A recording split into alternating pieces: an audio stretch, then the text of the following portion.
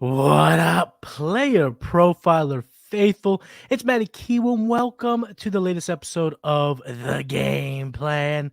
Everyone, please just take a quick minute to like this video, subscribe to the Player Profiler YouTube channel, and get ready to leave some comments. Ladies, gentlemen, children of all ages, today we are talking about redraft leagues.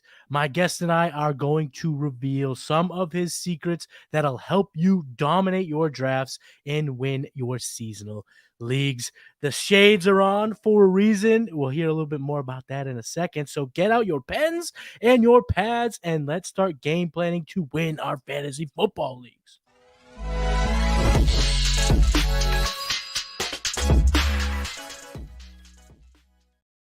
Planners, today I am joined by an incredibly special guest. This is his first appearance on the Game Plan. He is the co-host of the Dynasty Roundtable. It is a fantastic show that you can find right here on the Player Profiler network of shows. And I know what you're thinking.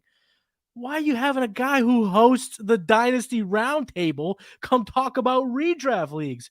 Well, because he's a straight up beast in the space who has a bevy of knowledge and is going to drop it for all the planners who tuned in today. So if you need your lemons turned into lemonade, he is your guy. Gang, give it up for my man, Matt Babich. What up, Matt? I can never outdo that intro. If you need your lemons turned into I'm just gonna tell you right now, I'm gonna steal that one. That was one of the it's your line, man. It's your thing. That was incredible. Oh, I gotta adjust the shades here. Listen, everyone, we got the contrarian shades on today because we're in redraft. This is when you get to be that one guy, and we're going to kick it off with a lot of strategy talk today. I'm excited to have my maiden voyage on the Game Plan. Ever since this dropped, I was like, oh man, this has got to be one I got to work my way up to, because the amount of guests and the amount of daily strategies from Dynasty to redraft to FFPC to rookies, you got it all covered here on the Game Plan. So I'm excited and honored to join you today. Oh, dude, I'm so happy to have you on. I've been on the Dynasty Roundtable. I was on the Dynasty Roundtable when it was called the Writers Roundtable. You and Seth do a great job in that show. I love talking fantasy football with you. So getting you on the game plan was only a matter of time. Now, keeping you away from game plan, now that's going to be the challenge because I think I'm going to be asking you to come back over and over again. We're talking redraft strategies. You got some secrets we want to tell. We want to help you win your home league, win your office league, win your competitive FPC league. We have the secrets for you. But before we dive into that, Matt, I have my secret questions for you. What's your secret question? How long have you been playing fantasy football? And follow-up question, tell the people listening, what is your fantasy management style? Okay. So I've been playing fantasy football since 2012. So 2012 was my first year. I was 12 years old, and keep that in mind. Prodigy. Yeah. Got them on, baby. Hopped on ESPN leagues. I got myself a little Javid Best action. So that's yeah. Javid Best was on my first fantasy football team. And then I've been in my main home league since 2014. And awesome. So that's my main kind of experience. That's when I really started playing it seriously. And then playing Dynasty since I think 2018 now, 2017, 2018. So not quite a season there in redraft, which is why we're kind of talking about redraft today. Plus, it's nice to kind of get out of the Dynasty space a little bit. You know what I mean? We do a lot of Dynasty talk here. We do a lot of, hey, it's important. It's a growing format, which is why, my management style, I've had to kind of adapt it, Dynasty, because I am fairly risk averse. I have the why not mindset. And so I'm YOLO. And you're in the Dynasty Roundtable Listener League draft with us. You know that, while I think that I went with a pretty solid neutral build that has given me a 3-year window that I can also pivot to on a slight rebuild if I need it. But you could see from my draft, there's a lot of risk in there. Kyler Murray is the QB2, all the way down to Jacoby Brissett as the QB3. So not a lot of depth at QB in a Superflex league. That's pretty risky. Breece Hall is my RB1. We'll talk about him today. That's risky. So, I'm not I've never really been a high stakes guy. It's something I wanted to drift into, especially when you hear guys like Theo Greminger and Billy Muzio talk high stakes. You really want to get into that. But for the most part, I'm in some pretty lower stakes leagues. And that's when, I like to let the fun of fantasy football kind of take over and take some shots. But when it comes to redraft, I the past couple of seasons, I've really kind of changed that tune a little bit and became a little less risk averse and more of just a value hound. And we could talk, we're going to talk about a little bit later how sniffing out some value and the dog's out. You know what I'm saying? And that strategy has won me some championships recently. So I like it. Sniffing out value is something I've learned over the years, and playing fantasy as long as you have, that's experience that just is invaluable because it's just learning and recognizing patterns over the years, learning from your mistakes. When Matt Kelly was on, when I was talking to him on Mind the Mansion, we were getting into why we're fading QJ.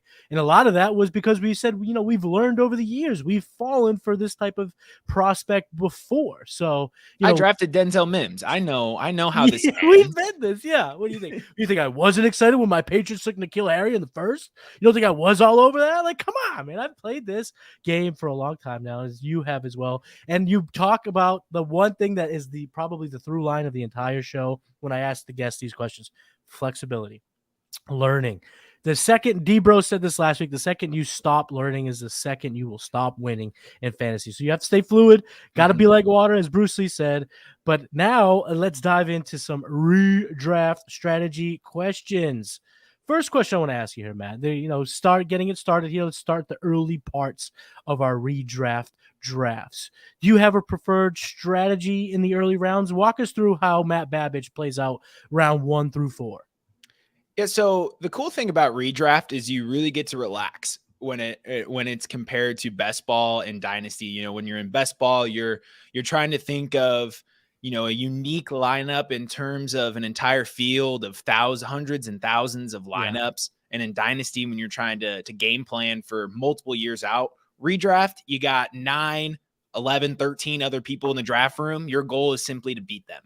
And so in the early rounds, generally, it all depends on where I'm at in the draft and where ADP kind of falls this year. But most times I'm looking to go hero RB style in general. Okay. Oh, not that's overpaying, like but getting that one anchor, because when you're in that field, you got 12 teams, and you notice when you start, unless your wide receiver core is just, rock solid, that having that RB that's putting you 17, 20 points a week, especially if you have someone with RB1 upside, that's critical in terms of, beating that draft room, because not everyone's going to have that. In fact, very few teams, maybe 4 or 5 teams, are going to have that guy who's putting up that kind of numbers. And so in the first round, I'm generally going wide receiver, just because that's the way the values normally shake out. We went through Jonathan Taylor at the 101, and that was a guy who he was worth a first round pick. And now you're looking at the first round running backs this year: Eckler, Bijan Robinson. None of them are appetizing. They don't really have the upside of wide receivers. And so generally my go-to strategy is, hey, I'm going to get that bona fide stud wide receiver. I'm going to get that hero RB, and I'm probably going to leave the first 3 rounds in a non-super flex league with 2 wide receivers and a running back. So okay, that makes sense. And so we here at the gameplay, we like call getting your dragons, which is usually double tapping wide receivers. So to have have you on to talk a little bit hero RB, anchor RB, whatever you want to call it, is great process here, because now we're going to cover a bunch of different strategies. So you're talking about, probably because of values, Tyreek Hill, Cooper Kupp, Stephon Diggs at the end of round 1, and then following it up with a running back here. So let's just say Christian McCaffrey and Eckler are off the board. They have the highest ADPs, 2 and 3 in most formats. Are you looking to go Saquon Barkley, Bijan Robinson, or are you putting your eggs in something like JT or Nick Chubb? So Saquon's the only name that you mentioned. Maybe JT. I think that whole situation is probably overblown, and we're getting a little bit of value on a guy who's going to play as many games as he is healthy, and he's going to be electric in that offense as he is as a rusher. So JT is a maybe. I want to see how that plays out. Saquon is a guy who I will target because he has it written in his contract. The only way he can make more money than the franchise tag is if he gets a certain amount of receptions. I believe I can't remember. I think it's 65 if I remember off the top of my head. Right. It's like setting career highs in receiving stats. But still, that's incentive. But he could do it. And he could do it. He had 91 catches as a rookie. He can realistically have 75 receptions, and with that type of upside in an offense that's going to have a lot of sustained drives in a sneaky shootout division in the NFC East, that's the type of guy I will target in the second round. But I like a lot of double tapping wide receiver and coming back in the third round and grabbing a guy in Breece Hall, who I think has the exact same upside as Saquon Barkley at a round discount, because he might not play the first few weeks. Wait, are you nervous though? Let's just say you go receiver Hall. You're getting your 1, 2, 3. You're excited. Dalvin Cook signs there. What's his value look like? What does his output look like? Are you now wishing you went a different direction in round 3? No. So he had 16.4 points per game as a rookie, and that came on a 54% opportunity share and a 48% snap share. So this was a guy who he started to get the bulk of the carries closer to weeks 4 through 6, when he was at 64, 67, 68% snap share. But I think even with Dalvin Cook signing there, a 60 to 62% snap share is not out of the range of outcomes. I view that more as they want a guy who can be a starter for the first few weeks and let Breece Hall ease into it. So I'm more confident if Dalvin Cook signs with the Jets, that the Jets are not going to force Breece Hall to start playing earlier than he needs to. We see with the Denver Broncos, they're trying to get Javonte Williams back in the lineup as soon as possible. And Dalvin Cook would be more, to me, a supplement signing that, takes some of these drab, non-fantasy relevant carries away from Breece Hall. And so when we looked at the backfield last season, the Carter was still there, and there were people that were involved outside of Breece Hall. So there's room for that like double-headed dragon. And I think Cook would be overvalued right now if he signs with the Jets. because he's not going to get the target share and he's not going to be that bona fide goal line back. Breece Hall is their dude, and they know this, and they're going to try and protect him. So it is a risky play. And when push comes to shove and I go into my leagues, it's going to be a tough call. Just depends on the receiver that's available at my pick. And, like Debro said, like you got to just be water. And so if Saquon is at the top of that RB tier, and then the receivers that I'm looking at are not my favorite, then I'll pivot and go Saquon. But there's a lot of, exactly. Don't be afraid. No one's afraid of Dalvin Cook. If he signed months ago, sure. If he hit the market and the Jets said, we need this guy, but there's been a whole lot of meeting and not a whole lot of contract signing for Dalvin Cook. Yes. So if he's so desirable, if he's this guy who's going to get a lot of touches, the way I view it is, if Leonard Fournette signed with the Jets, would we be scared? No. So, I think Cook has more tread on the tires and is a more dynamic back at this point of his career. But I think the point is, Hall still has that 17-point upside. Where's Nick Chubb? I'm going to advance so he almost outscored Nick Chubb in fantasy points per game last season, Breece Hall, and Nick Chubb had a career season in terms of total productivity. Yeah. So Breece Hall's got that incredible ceiling. Finished top 6 at the running back position back-to-back weeks in week 5 and week 6. What I also will add to this, and this is why I think going Breece Hall in round 3 does make sense, because you do insulate a little bit of risk. You kind of negate some of your risk by getting to what we're hoping as stud receivers. So if, let's say, he doesn't pan out, the amount you have to now make up in your weekly lineup isn't as much as it would be if you're taking a risk on this guy in round 2 or even round 1, which we have done in the past, taking a running back with a little bit of risk in round 1. I would also like to echo this. Nathaniel Hackett was the offensive coordinator of the Green Bay Packers, where they let A.J. Dillon and Aaron Jones both be fantasy relevant. It did not always come at the same week, but you've mentioned that in your breakdown of Breece Hall, that because you go anchor RB with a guy like Breece Hall, you're gonna have to then kind of tap the running back button a whole bunch mid to late. You're hoping to get weeks 1 through 5 starters, and Breece Hall comes back just ready to rock and roll and could be that A.J. Dillon type. And I know what you're saying here. You might say, Kiwoom, why the hell would I want an A.J. Dillon type? Well, if you look at A.J. Dillon from week 12 on last year, 18 points, 20 points, 22 points, 13 points, 10 points. I mean, he finishes strong because he's fresh. They use a lot of Aaron Jones. So even if that is the dynamic for the Jets, I'm not mad about it. I do want to say, though, in the range he's going right around running back 11, there are other guys that I am interested in that I might be a little bit more not excited to take, because I think Breece Hall is the exciting pick because he has the highest upside. But there's maybe some, if I'm trying to go a little bit, trying to manage my risk a little bit more, I'll go that way. But I do like the Breece Hall call, because if he hits and he looks like the running back that we all wanted to see pre-injury, pair that up with, let's call it Tyreek Hill, let's call it Stephon Diggs, let's call it Devontae Adams, CeeDee Lamb, whoever the 2 dragons you get at the top. Ooh, and then add a 20-point potential points per game guy mid to late. I love it. We're going to talk again. We started with the top part of the draft. Obviously, you start early. Then we're going to get to the late rounds. But before we do, I want to hear from Matt Kelly as he talks about rival fantasy. Oh, baseball season's heating up. It's all about baseball right now. Baseball. Yeah, baseball is the most exploitable of the sports, especially on Rival Fantasy, rivalfantasy.com.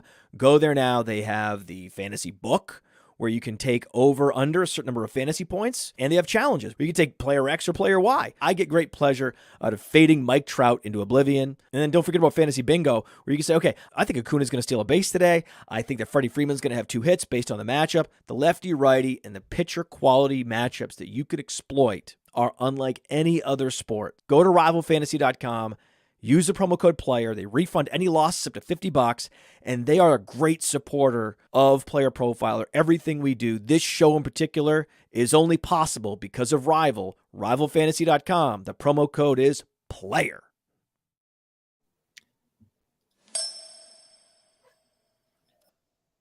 We are back here on the game plan. I'm joined by Dynasty Roundtable co-host and member of the Underworld, Matt Babich, and we're talking redraft strategies. We just broke down what his ideal start is, rounds 1 through 3. Get that running back, get a couple receivers. But now let's talk about the late rounds, Mr. Babich. What are you doing here? And help our listeners navigate the late rounds in seasonal drafts.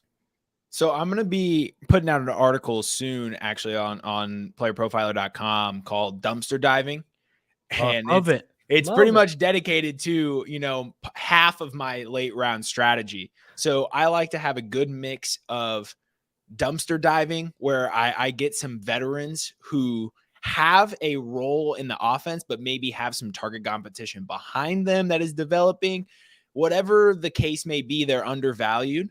And they have that at least early season value. And then I like to pair that up with some shots on some younger guys who could take maybe 4 to 6 weeks before they fully break out and have a role in the offense. And I try and give myself a situation where I have some upside where I could use it for trades, or simply trying to maintain my depth from point A, or from the beginning to the end of this season in redraft. So an example of that would be like drafting Russell Gage in the late rounds last year, being the third option on a Buccaneers offense, or Jacoby Myers, who was forgotten about, and then kind of pairing that up with, a guy like Garrett Wilson, who was going, not later than those guys necessarily. He would have been an earlier late round pick, but he was getting, later. Rookies tend to get a little bit more value in redraft, obviously. Yeah, exactly. And then so like some examples of who I'm identifying this season. Russell Gage, one of my friends, QBL Ryan Mutual on Twitter. He's had a lot of really great research for fantasy points data, so go check him out. He put out a tweet that said Russell Gage had a higher first read target share in the red zone than Mike Evans last season. In fact, he led the team in first read target share in the red zone with 20.7% of the targets. So this is a guy who has a role early on. They have Trey Palmer in Tampa Bay, who's cooking, ready to go. So that's a situation where I could see Russell Gage maybe fading as Trey Palmer learns the NFL and starts getting more snaps by week 7 or week 8. So Russell Gage is a guy who has a role to start the season and can be, that fringe wide receiver 4, wide receiver 3 that could be a crucial depth piece. And then pairing that with a guy like maybe Marvin Mims, who's going very late in drafts, and with the injury of Tim Patrick, could be the third target right away in this offense. And if Denver doesn't like Cortland Sutton and or Jerry Jeudy to the degree of which they may have been portrayed, then he could be the number 2 target in this offense year 1. And he's coming at an incredible discount. So keeping yourself balanced with some maybe uglier veterans like Odell Beckham is one who I'm going to be targeting. As much as I wanted to fade him, he looks like he's going to have a role in this offense. And if the longer Bateman doesn't practice, the more we question how involved he's going to be in week 1. And if they're going to be taking the top off the defense, Odell Beckham could be getting a 15 to 18% target share early on, which could be very valuable. And you can trade these guys. You can keep them as depth pieces. Keeping yourself balanced is very important in the late rounds. Marvin Mims, I think he's someone that we'll see his ADP kind of climb. Right now it's around about 176. But yeah, you're getting him now later than probably you'll get him in when draft season's at a peak. So that's a great value. I love the idea, though, Matt, of weaving some, possible early floor guys and then mix them in with the high ceiling. When we're staying in that range around the 170s, I'm seeing guys come off the board like a Nico Collins, a Michael Gallup, Zay Jones. Those guys will have roles early on, but then you could parlay that with a Rashee Rice, a potentially someone like that, DJ Shark. There's a great way to weave that in when you get towards pick 200 or so.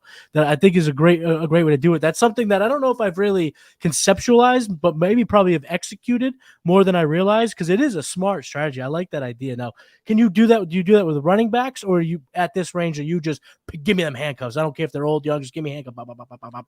No, absolutely. I'll do that with running backs. So last season in my main home league, I said I wanted to do the hero RB strategy, but I let the draft room come to me and took CD, Devontae Adams, Higgins, and Marquise Brown in a 3 receiver or 2 flex league. Okay. Just get the dogs and get them dragons, baby. And this is what I mean by just kind of hitting your picks, because I got Pollard in the 9th and Jacobs in the 7th. So hitting on those 2 RBs. Oh, those are 2 smashes. But then the dumpster diver strategy of Singletary, who people just didn't like, and he was like a 12th, 13th round pick, and then following that up with Rashad White. And so exact same strategy of getting a veteran running back with a presence that people simply just don't enjoy. Probably going to have 8 to 11 points per game on certain weeks, depending on the usage. And then following that up with a young running back who could really break out. So this season, love Tyler Algier and maybe like a Kendre Miller. Someone who could really kind of take shape towards the end of the season. So that's a combination I like. He's not a rookie, but Chuba Hubbard is a guy who I like to take a shot on. Very explosive in a running back or in an offense that's going to have a lot of rushing opportunity available. So yeah, exact same strategy for running backs.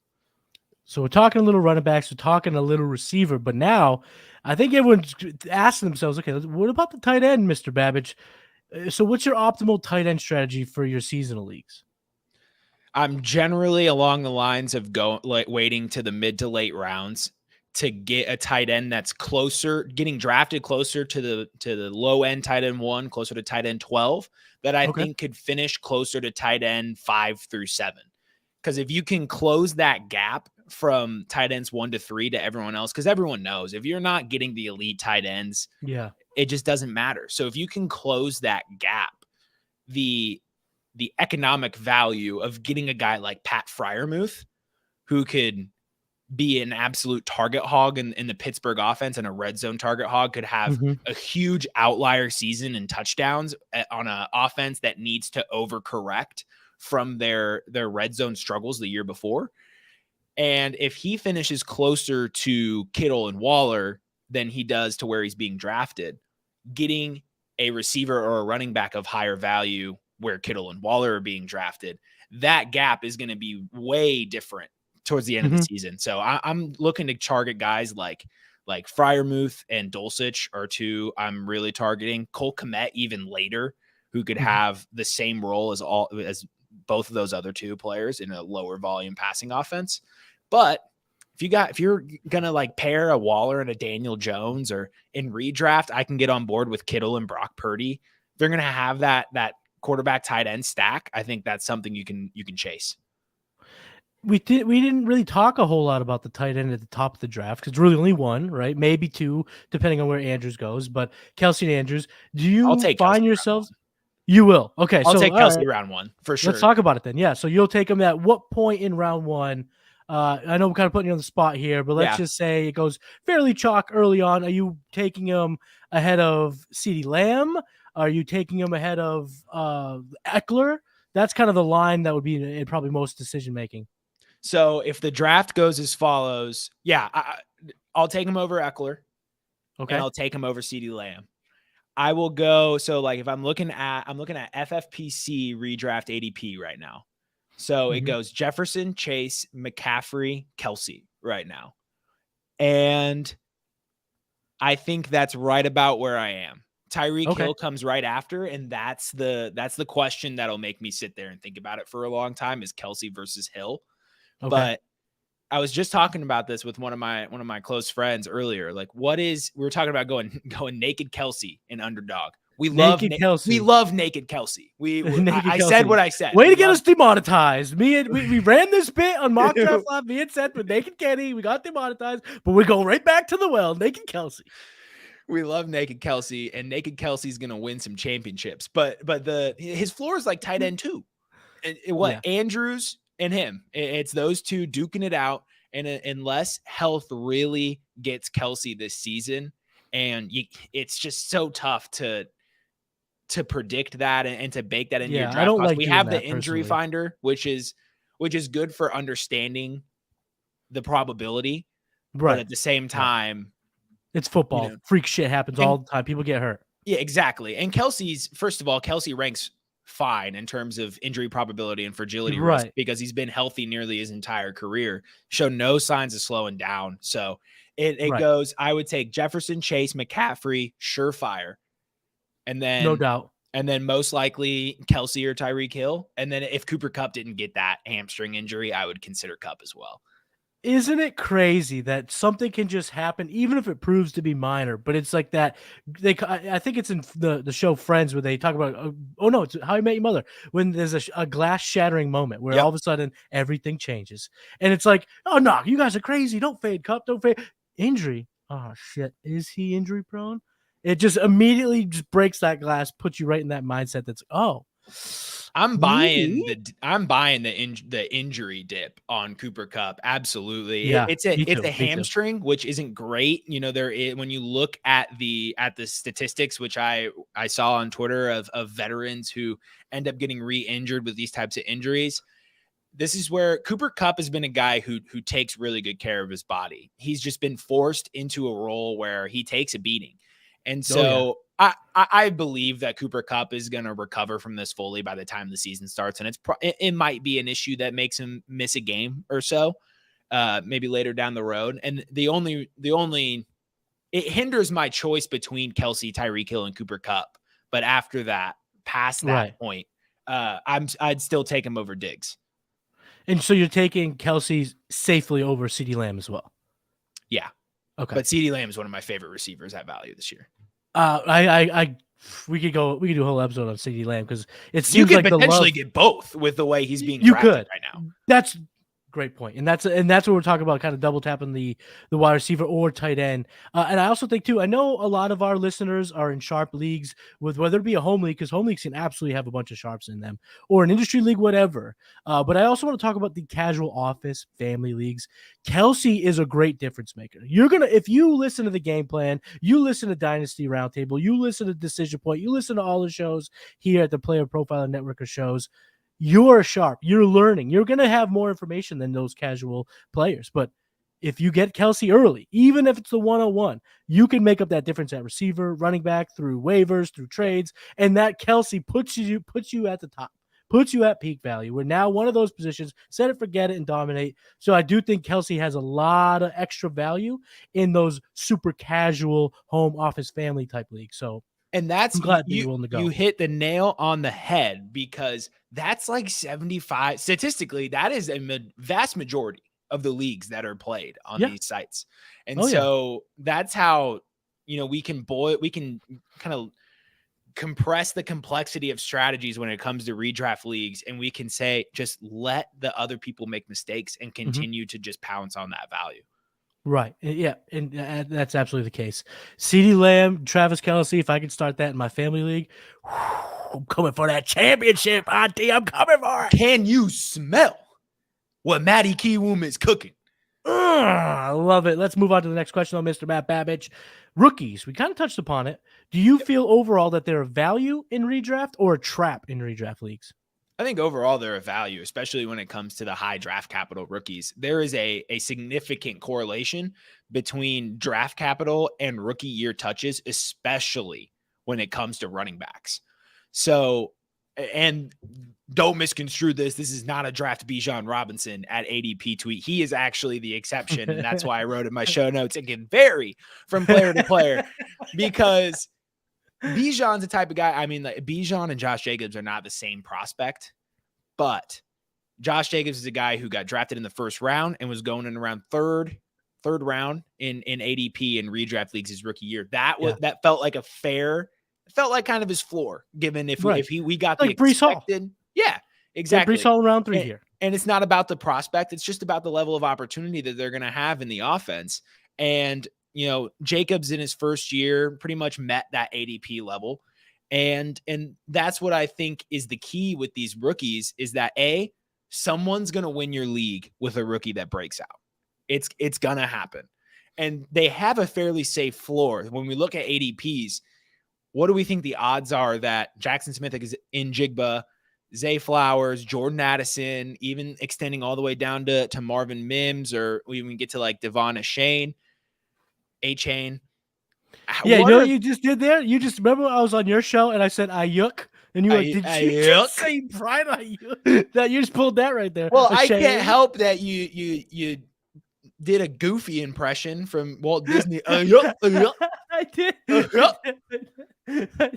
And with the way my voice sounds, it absolutely came off like goofy. And I tried to escort Devon into the fanciest mansion of all the land, Mr. Ashane. Mr. Ashane, come with me. But anyway, keep going. I'm sorry. I'll keep going. No, what dude, we're having fun, boys. Yeah, we're having fun. It's Saturday. Come on now. What are the odds that these rookies are just absolute killers for you at ADP? I mean, they just finished so far below ADP that they completely torch your draft. It doesn't seem like anyone would really argue that that's in the range of outcomes. I think Zay Flowers with the target, with how crowded the target room is, could bust, but these rookies are all fairly safe. They were drafted for a reason. And besides Quentin Johnston, they're all going to have a good share of their team's offense in year one. So, and again, it varies from rookie to rookie. So won't draft Bijan Robinson, knock in on Quentin Johnston at value, but Jahmyr Gibbs, I'll teeter with. I think that's a guy who probably isn't going to kill you at his floor, but has the same upside as some of the other backs. So Jahmyr Gibbs is the first rookie I'd consider drafting. He's going around where Jacobs was going. So I feel like that's pretty fair. And then JSN smashing at ADP. Zay Flowers, he's just a dog. I'll take all the shares of him I can get. Jordan Addison, Marvin Mims. So yeah, I'll take a rookie every single season, at least one. And I want to make this point here because we're talking about redrafts. This conversation is going to resonate a lot with the casual gamers. If your league is on ESPN, you are going to dominate with rookie running backs. Let's look at this information here. On ESPN, Roschon Johnson comes off the board at 258. Oh, Roschon's a great one. Yeah. You know where he comes off the board on Sleeper? 169. 169. 169. I know I should probably let you guess. I asked you the question. I didn't mean it to be rhetorical. I wanted your answer. We'll do this again. So we got Roschon here. Absolute tremendous value. Tank Bigsby. He's coming off at 144 on Sleeper. Where do you think he comes off on ESPN? Ooh. Because of ETN and where Roschon is, I'm going to say lower than Roschon at 2. I'm going to put 264 on ESPN. 218, but it's still almost 70 pick difference between these two platforms. And I'll do one more just to really drive this point home. It's the guy that you just mentioned, Mr. Devon Achane. He comes off the board at 197, so almost around pick 200 on ESPN. Where do you think he comes off the board on ESPN? On Sleeper. 114. Boom. 114. You nailed it. Hey! You nailed it. Like nails. Someone get me on The Price is Right. Let's go. I love it. But that's an 83 pick difference. So we're talking about winning in these casual leagues. We're talking about getting rookie running backs late. You can absolutely chisel out the most perfect high-end anchor RB where you get Kelsey, receiver, Hall, sprinkle in those picks there in the middle, and then just go rookie running back until the cows come home at the end in your casual leagues, and you will put together a very, very strong lineup. And you're going to be able to flag guys, too, that didn't get drafted to just wait in waivers, too, because a lot of these casual leagues have some shallower benches. So right, you're gonna have some playable people on the waiver wire, which is if you're in a 1 QB league in a lot of these casual leagues, just wait. Just wait. Oh, yeah. You can get probably Daniel Jones at 2 rounds cheaper than he typically is. And so in these casual leagues with one quarterback, you're going to have like Geno Smith was a guy who was on the waiver wire for multiple weeks. In my work league. I finally picked him up because I was like, screw it. I'll have 3 quarterbacks. He's performing too well for me to leave him on the waiver wire. Yeah, I hear you. But yeah, absolutely check out those rookie running back values, especially if you play ESPN in your work league, obviously casual league with all that stuff. So we talked a lot of big picture things. We talked about your early round strategies, your late round, how do you navigate those? How do you approach tight end? But I want to hear right here, right now, what is Matt Babich's golden rule for redraft seasonal leagues? Yeah, I kind of I've teased it at multiple points on this podcast. You probably already figured it out by now, but there's a meme, right? It's like this, it's a graph, like a statistical graph, and it goes from draft good players to like week 17 correlation with quadruple divisional stacks, and then it goes back to the other end of draft good players. And that's where I think we all come back to in redraft, is just draft good players. Just capitalize on that value. You can RELAX in redraft leagues. Just don't sweat it. If you wanted to draft a Saquon in round 2 or something, and CeeDee Lamb made it back to you, just take CeeDee and wait for a Joe Mixon to come back in the 3rd, or wait for Breece Hall, who hasn't maybe even practiced yet, to come back in the 4th. Looking at, FFPC ADP, you might even be able to get Breece in the 4th. So just relax, let the draft board come to you, and focus on value. And once you get past your starters, just put into a portfolio of depth together that has that upside and stability. Love that RELAX reference for Seth Dywald's favorite player on planet Earth, Aaron Rodgers. We have to make it a point on all of our Dynasty Roundtable episodes to say no one cares about Aaron Rodgers, which it seems like, if you're thinking of Aaron Rodgers, I wouldn't be surprised if he would like catch wind of that one day. You'd be like, there are podcasts out there that just say that like no one even cares about it. He goes on his next Rogan appearance and starts trashing Matt Babich and Seth Dywald. My life will be I would be honored. Yeah, I would be honored if that's a real possibility. We can up the trash talk. I mean, there are levels to this. We can go up. Let's go. So the people listening here, I'm sure they're going to take a ton away from the draft strategy, the overall strategic maneuverability. I think I just out talked myself. I think I said words I don't even know what I meant. I blacked out there. That was good. Anyway, maneuverability. It was just, I guess WWE just came across. That's like a 1,000-point word in Scrabble. I don't even know if that was a word. Anywho, we are talking redraft, and now we're going to talk about redraft takes. I want to hear some of your player takes, some of those specific type of questions that our folks listening can take back to the drafts and use that information to dominate. First question for you, Mr. Babich. Who is currently the best value according to redraft ADP in your opinion? It's so tough to do best value. Ask me any sort of question of best, favorite band, favorite movie, I shudder. It's so tough for me to answer. I do think Breece Hall. Follow-up question, what's your favorite band, favorite movie? Oh, favorite band, favorite movie? Led Zeppelin. And I come back to it all the time. It's Miracle, the 2008 movie. With Kurt Russell. Yeah, very cool answers. It's not one of the more glamorous movies, but that's one of my favorites of all time. And yeah, Led Zeppelin, I'm bumping that in the car all the time. So a little side note about me: my middle name is Robert, after Robert Plant. No way, yes. That's awesome. Yeah. So all right, back to Breece Hall. Your favorite ADP value? I'm gonna not go full in depth to Breece Hall because I already talked about that. So I'm gonna talk about a different running back going later in drafts that I think has top 20 upside that's being drafted at RB30, and that is James Cook. If you follow me on Twitter, if you watch the Dynasty Roundtable, you know I've been getting into it on James Cook lately. So I'll save the full spiel. You can go watch on Wednesday's episode of the Dynasty Roundtable for the full, I believe it was 5 to 8 minute speech. But I think there's a real world football aspect to James Cook that people are not considering. And the Podfather is admittedly one of the best about this. He said it, you guys talked about it with Quentin Johnston, where Justin Herbert, when he's in the huddle, he's going to be calling for Jalen Guyton so he can have a deep threat presence. And Josh Allen last season, when he had his elbow injury, he's not going to say, look, let's get the guy who's an electric pass catcher out there all the time and risk me getting killed. So Devin Singletary was an entrenched veteran who is proficient as a pass catcher and a pass blocker. And for that reason alone, I don't think the Jets ever went into drafting James Cook thinking that he was going to be the guy year one. I think it was more of a, let's let this kid learn the offense, show us what he's got, and we're going to gain value out of the last season of a rookie contract on a veteran who's been with Josh Allen his entire career. He knows where to be every single play. They have that on-field chemistry. Singletary is not going to get Allen killed. There was a safety. When Allen got hurt, they needed that safety of Singletary being in.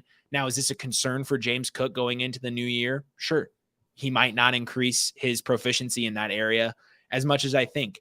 But they let Devin Singletary go. They let him walk. They could have signed him for just as cheap as they did Damian Harris. Mm-hmm. But they decided they wanted a guy who could supplant James Cook in Damian Harris. He was going to be that bruiser. He's bigger than Singletary. He's a guy who's going to be more of a strict in between the tackles guy, while James Cook is, he's going to have some game scripted touches, but I could go on with all the metrics. He would have been first in breakaway run rate of running backs, of qualified running backs, would have ranked 10th in yards per route run. He had 5.3, number 12, true yards per carry. But let's just put it in terms of numbers. I see a lot of people saying that they just don't think that he's going to have a large share of the offense. Okay, neither do I. So if we give him do you think a 40% rush share? Let's do a little exercise here. I don't do a lot of projecting, but I did it for the first time, put on my Billy Muzio hat. And so do we think a 40% rush share for James Cook is realistic? Yeah, I would say that's probably realistic. Okay. So a 40% rush share with Buffalo's 25 run plays per game over the past 3 seasons gets him 170 carries. Let's reel that back to 145. That sounds a little bit more realistic, doesn't it? That sounds that might even be conservative, honestly. Exactly. So let's even do the conservative case here with 145. And then we give him a 10% target share, and that gets him 70 targets. Okay. So now we're looking at about 215, maybe with the targets and the rushes, 215 to 225 total opportunities. Mm-hmm. When we look at, he had 18% of his targets in the red zone, and the Bills have been top 5 in red zone pass attempts for the past 3 seasons. They love to throw the ball there. With the types of touches that James Cook is looking to get, 225 touches could very realistically be top 24 to top 20 in terms of weighted opportunities per game. That's a player profiler metric that is one of the most predictive metrics for fantasy football success at the running back position. And if he's top 24, it's actually so tight that like his odds of finishing top 24, if he has top 24 in weighted opportunities per game, it would simply have to be due to a wildly low touchdown rate. Mm-hmm. And so with his positional upside there, I think the conservative case can put him inside the top 30 pretty easily, more easily than people would think. This is a high octane offense that's going to have a lot of sustained drives and a lot of plays being run. So there's a lot of opportunity for him to be on the field. And the biggest concern is that if he can't get the pass blocking down and they can't keep him on the field for longer. But I think that's something that he's not super small. The people are going to say he's under 200, but he's not a terribly small guy. So I love James Cook at value. I admit this from time to time that the game plan is honestly just my selfish attempt to secretly just get really, really good at fantasy football because I have people like you and others on and they give me their secrets and they give me their strategies. So it's really just my selfish attempt to become the greatest fantasy football player that I can. And listening to you there, I can admit wholeheartedly, Matt, that you have just completely brought me onto the James Cook side. I was a fade Cook guy. Even though his efficiency metrics were there, I just thought that the opportunities would not be. You just got into the weeds and broke it down like a damn pro. And now I'm on team James Cook, baby. I will be attacking James Cook around running back 30, especially in the redrafts that I have coming up. So thank you for showing me the light. Showing me the light. The shades are on because the light is so bright in here, baby. And at RB30, if he finishes at RB45 and completely tanks, you're going to have a pick on your redraft team that tanks every single year. And so that's not going to completely kill you at his value. And just a little something about Harris to close this out. Never over a 50% snap share or opportunity share in his career in the NFL. Never with a season of 25 or more than 25 targets. 25 targets last year was like his career high. So he doesn't earn targets and he's never dominated a backfield. So why do we all of a sudden expect this to happen now? When they took James Cook, he was the third running back off the board. It went Breece Hall, Kenneth Walker the third, and then it was James Cook. They took him over all the other backs that they could have, Rashad White and others in 2022. So that's I'm sold. Bam, I'm sold. Matt, you sold me on James Cook. I'm now on the team. I'm pro James Cook for 2023. He's listed on PlayerProfiler.com as one of your guys. Give me a couple other guys that you're targeting.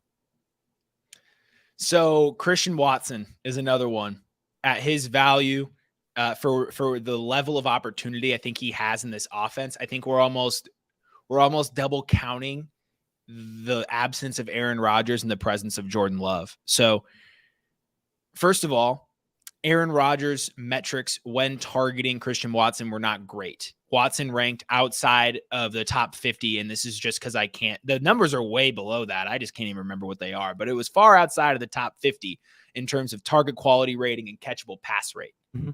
They were some of the worst that wide receivers have experienced. And the absence of Aaron Rodgers, he was wide receiver 9-ish in fantasy points per game when he became a full-time starter.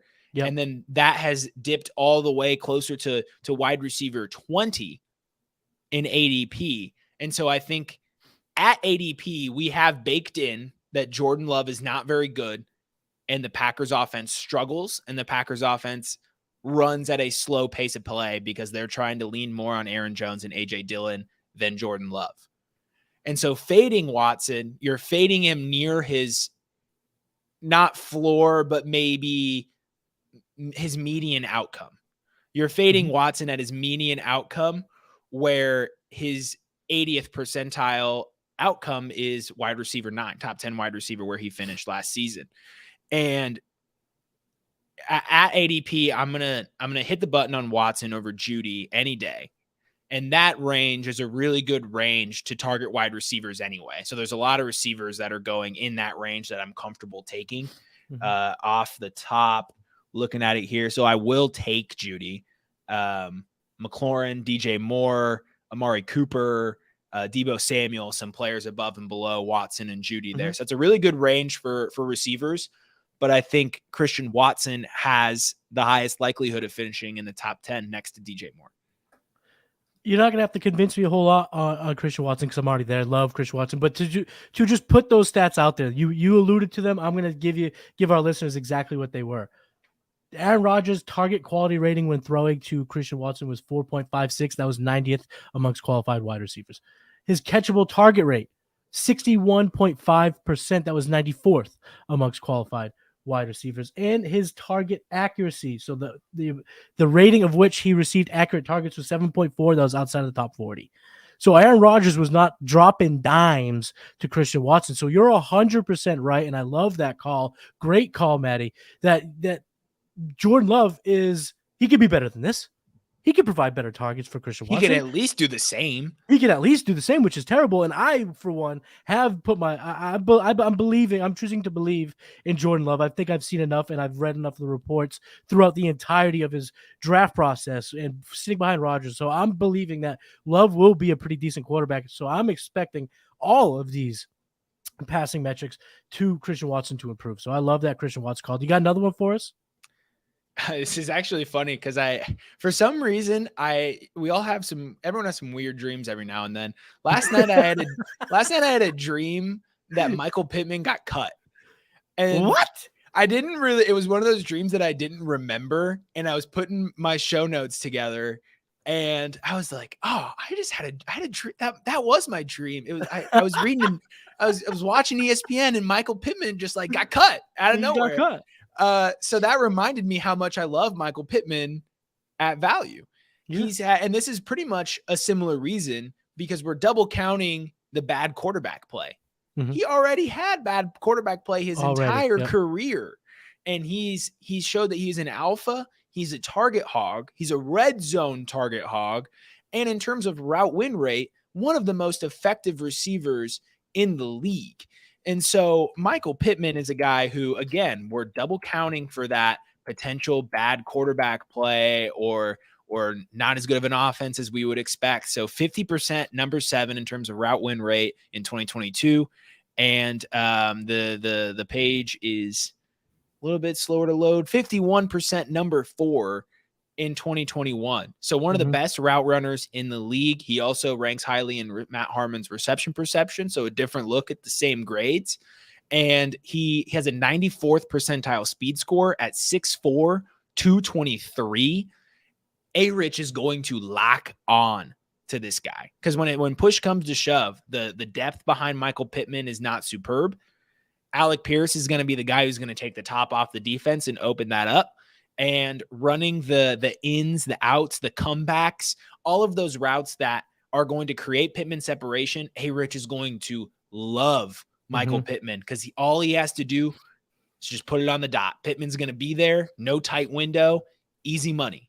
And Rich, I'm not going to be a guy who gets way too over involved in camp hype, but I think some of these film watchers are a little bit wrong about Rich's arm quality. I think he's got what it takes. I also like to think, too, just on top of the routes that he's going to be able to win to help Anthony Richardson, he's also going to be able to help the rookie quarterback when he's scrambling.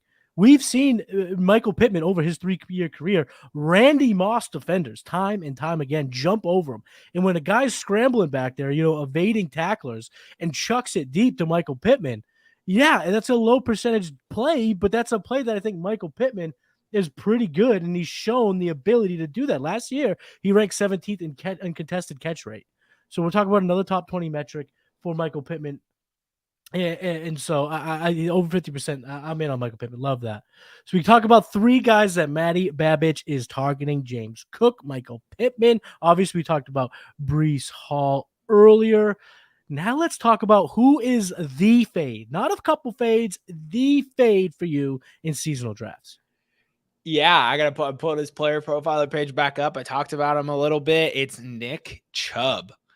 I don't understand where the RB1 upside talk is coming from, besides some sort of imaginary role in the pass game that he got. Did I miss the memo of Nick Chubb becoming the pass catching back in Cleveland? Because as far as I'm concerned, he's been in the league 5 years, and that's never happened before. He's 36 receptions is a career high. He did that his sophomore season and turned that into 278 receiving yards. This is a guy who is fine as a receiver, not very good. Like he is Damian Harris quality level receiver. And we've seen when coaches, in particular those in Cleveland with Nick Chubb, when they have somebody to give that role to, they give it up. And that's going to be Jerome Ford and Demetric Felton in this season. We've seen good stuff from Demetric Felton in real NFL non-preseason games before. We saw him tear it up against the Jets. He looked good. He has good vision. They're both more quality pass catchers than Nick Chubb. And so we look at the stats. Last season, 16.6 fantasy points per game was his second best season of his career. He had a career high 302 rush attempts, 1,525 rushing yards, and 13 touchdowns. His 27 receptions and 239 receiving yards were second in his career. And he finished as the RB6 in fantasy points per game. He finished lower than CeeDee Lamb, who cleared 17 fantasy points per game. So when we look at the receivers who are in that range, and a running back like Saquon Barkley, who actually has the upside to finish in the top 3 or the number 1, it just doesn't make sense to me. I have 0 shares of Nick Chubb in best ball. Okay, correction. I've literally 1 share of Nick Chubb in best ball. You got to have some diversity, right? You got to have 30 slow puppies your out there. Yeah. I have 30 slow puppies out there, and I got a lot of picks in the same range, so I had to diversify a little bit. But that's what it took for me to get Nick Chubb, and I sat there for like 3 hours. I just don't want to do it. I want to take CeeDee Lamb again. And no joke, if I would have taken CeeDee Lamb again, it would have hit 75% of my portfolio. Ooh, I'm pushing all of my chips in on CeeDee Lamb this season. Love CeeDee Lamb Because he's being drafted at, in my opinion, his floor. Yes. What he did last year is his floor, and he has the ability to shoot up. And Amon-Ra St. Brown's another guy that can do that. Nick Chubb can't do that. Saquon Barkley can do that. For the same reason that Josh Jacobs played in week 1 of preseason, get some juice going. And Jerome Ford seems to be the guy who has this role currently. So Felton has to kind of prove a little bit to get those snaps. So I think we're going to see Felton play less snaps going forward, pretty much every game now. It's going to be the bottom of the barrel. I think they want to save him, but yeah, just getting him going and showing him getting him to show what he has. It's not like Felton's, proved an immense amount in the NFL. He still has a lot to prove. And coming in, I think it was 2 years ago, they had Felton shadow Jarvis Landry and learn everything that he could from Jarvis Landry. That could prove to be a great set of skills if they were to use him a little bit more in the passing game. Early when basically the Cleveland Browns went full on, we're throwing the ball a ton mode when they traded for Elijah Moore, drafted Cedric Tillman. They just keep telling us that they're going to throw the ball a ton. I made a call. I went on Twitter and I said, sell Nick Chubb in Dynasty. I was wrong about that because I don't think you should sell him in Dynasty because I still think he's a very good player. But what I guess I should have said, and over the course of time, I've come to kind of craft this take. It's with you, Matt. I'm not selling him in Dynasty, but I am fading him in redraft. He is being taken right now as running back 6, and you just broke down his surface stats from 2022. 1,500 rushing yards, an extra 230 in the air, 13 total touchdowns, and he was running back 6 on a points per game basis. That's his ceiling. I'm not taking Nick Chubb at his ceiling when I can take Amon-Ra St. Brown in that range, Jalen Waddle in that range. There's just too many high players. And even, I'll say it, Tony Pollard. I think I would rather wait and see if Tony Pollard falls to me. Not that he's a better runner, but he has that skill set in the passing game that could get him to be a top 3 running back. D-Bro was on this very show last week, has Tony Pollard as his projected RB1, and it's because of the passing game prowess that he shows. Nick Chubb, they can say they're going to use him in the passing game all they want, but they may just overall mean he'll be on the field when we pass. Doesn't mean he's going to get any protection or any production from that role. Whereas there's also those threats of other players who are better at catching the football than Nick Chubb. So I think in Dynasty, I'm keeping, potentially buying if there's a price dip. But in redraft, I'm completely fading. I'm not looking at Nick Chubb in the range that he's going at his ceiling, in my opinion. It's the beautiful thing about redraft this season. If Tony Pollard doesn't fall to you, who you could just wait and come back and get. Who's that? Jonathan freaking Taylor. Right now, yeah. JT's at a crazy value right now. You could just get Jonathan Taylor, the former RB1, a guy who actually will be involved in the passing game. Yeah. This is ridiculous. Let's go. It's so true. It's so true. Jonathan Taylor, this will be the moment in which you had your redrafts, drafts conducted, because there's going to be a value about JT that we're probably not going to have the luxury of a couple weeks from now, whether it be because him and the Colts kiss and make up or he's traded to a big team. Our boy Jonathan Lang in the chat. Shout out to you, yes, JL. Jerome Ford's going to play a bigger role than people realize. I love it. I love the take. Let's get you out of here with this, Matt. Give us your bold take. What's your bold take that you're taking into the 2023 season? This one's will be a little bit of a surprise because I didn't really find a way to work him much into the conversation this year. But Amon-Ra St. Brown, one of the best route runners in the league, one of the hardest workers in the league. He's potentially the best slot receiver in the league. He's going to earn an insane amount of targets, being the only quality target in this offense and being in a role where you can't, it's like Cooper Kupp. Are you going to bracket him and let them do whatever else they want? And you're going to leave somebody else open and bracket Amon-Ra St. Brown, or are you going to take your chances? And we saw when defenses bracketed him, when they didn't bracket Cooper Kupp, he was dominating them because his technique and his connection with his quarterback are just too good. Mm-hmm. And with Ben Johnson calling the plays, with Jared Goff running the offense, Amon-Ra St. Brown is going to finish closer to Justin Jefferson and Jamar Chase than he does any other receiver in 2023. So he is in the wide receiver 1 overall conversation. Yes. He'll be a top 3 wide receiver in Dynasty after this season. Oh, I love that guy, Amon-Ra, all over the place, including my Scott Fishbowl team. So I love that call. And Matt, thanks for joining the game plan. You absolutely crushed it. And I got to bring you back during the season because we run this segment during the season called Bargain Bin Finds to help our redrafters win weeks with players they weren't expecting. And since you're not averse to get in the dumpster, we'll have you on. We'll go a little bargain bin shopping during the season. But no, go ahead. Let the people know, where can they find you on socials? Where can they find you and get all your work? Yeah, absolutely. And we'll have to come on and chop up some midseason trades too, because what the people don't know is that Matty Kiwoom and I have one thing in common, and that's the fantasy supermarket. Is it coming back? Is it coming back to 2023? It's coming back. Yes, you did it 2 years ago. I did it last year. Yeah, I first of all, I can't even believe the name got approved. I thought it was I was giggling at it. And then when I saw you come back with it last year, I got so excited.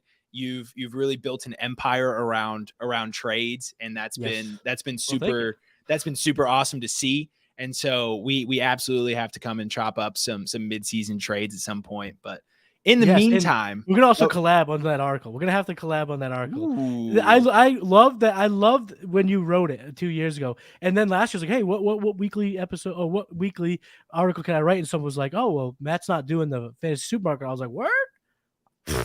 I'll try to run with that baton. Let's do it.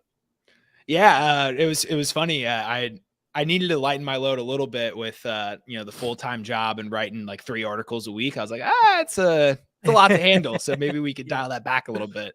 So glad to see that all work out. In the meantime, you can follow me on Twitter at Babich_Matt10. For the audio listeners, that's BABICH_MATT10. You can find me on Twitter there, posting about James Cook and all the like. I retweet almost, every show that comes up on my timeline. So if you need somehow the Player Profiler channels aren't getting to you, you can access a lot of the shows through my Twitter. And then you can find all my articles on PlayerProfiler.com. You can catch me on the Dynasty Roundtable on Wednesday nights at 7 p.m. Central. That's it. That's everywhere I am. And that is a wrap on the game plan. Make sure you're subscribed to the Player Profiler YouTube channel. Get all of our shows, including the Dynasty Roundtable, the Game Plan, Trade Gods with my man Jason Allwine, the Decision Point, all the good stuff that we're bringing here. So like this video, leave a comment about the show, some things you like, maybe even some things you don't like. Go ahead and leave a comment. You can follow me on Twitter. I'm at Matty Kiwoom. You can get all my articles, all my work pretty much here at playerprofiler.com. Join the Player Profiler Discord now. And if you just can't get enough of me, you can head over to patreon.com/theexecutives with me and Cody Carpentier. We join forces on a Patreon, so you can get a little bit more Kiwoom and Cody over there. Matt, thank you so much for joining. Everyone out there listening, keep game planning, my friends, and I'll talk to you next week. Peace. Hey, you like that video? Be sure to subscribe and activate those alerts so you get notified as soon as new videos drop. And be sure to check out PlayerProfiler.com. We have all the tools for you to dominate every type of fantasy league. We have a draft kit, Dynasty Deluxe, data analysis, DFS Dominator, and don't forget the player rankings to rule them all.